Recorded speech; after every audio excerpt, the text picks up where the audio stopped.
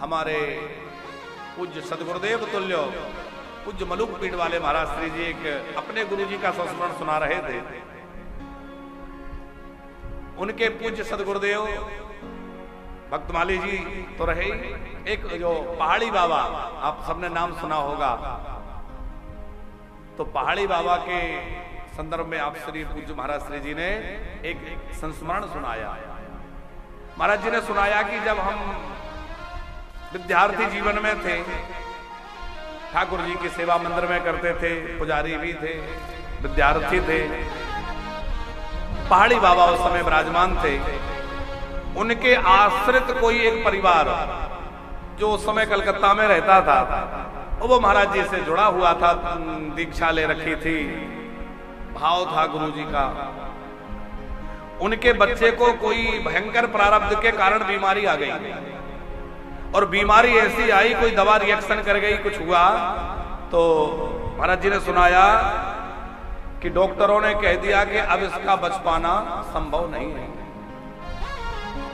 तमाम हॉस्पिटलों में ले गए, उपचार कराया, लेकिन उस बालक का ठीक हो पाना कहीं से भी संभव नहीं लग रहा था।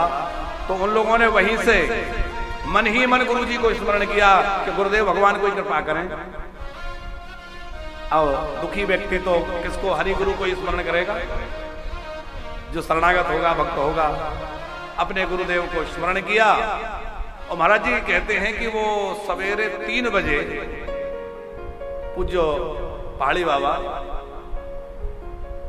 नित्य प्रति सवेरे जल्दी तो उठ करके पूजा में बैठ ही जाते थे, ध्यान में बैठ जाते थे।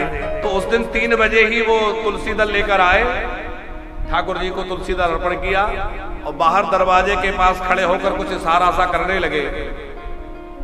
तो महाराज जी कहते हैं कि हमें आश्चर्य हुआ कि महाराज जी ये क्या कर रहे हैं, अभी तो ठाकुर जी की सेवा नहीं हुई, तुलसी आदि अर्पण नहीं हुआ, और महाराज जी अचानक ये क्या कर रहे हैं, पूछने की हिम्मत किसी में थी नहीं।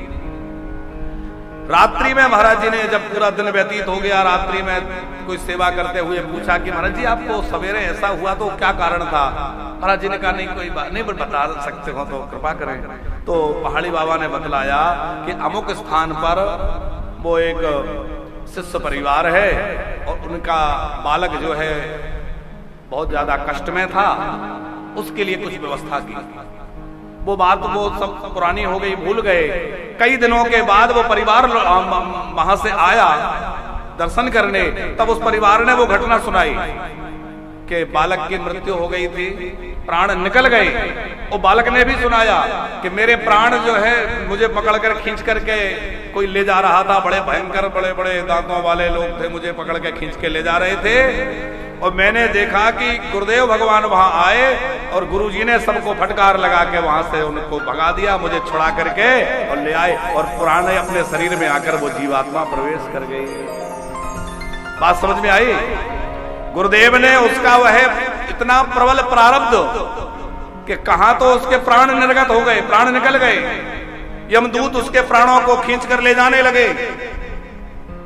कोई पाप कर्म रहा होगा जिससे यमपुरी की ओर जा रहा था, लेकिन गुरुदेव का स्मरण परिवार ने किया, और गुरुदेव के स्मरण करते ही क्या हुआ कि गुरुदेव ने यमदूतों के हाथ से उस जीवात्मा को छुड़ा करके पुनः प्रदान कर दिया।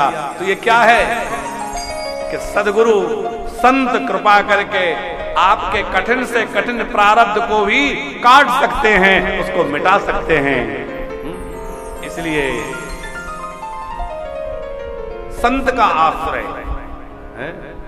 तो ठाकुर जी से प्रार्थना करें, प्रभु ऐसे संत हमें जीवन में मिले, जिनकी कृपा से हमें आप में रुचि, आपके नाम में रुचि, आपके धाम में रुचि हो जाए। आप कृपा करके ऐसे सदगुरु, ऐसे संत जीवन में हमें प्रदान करें।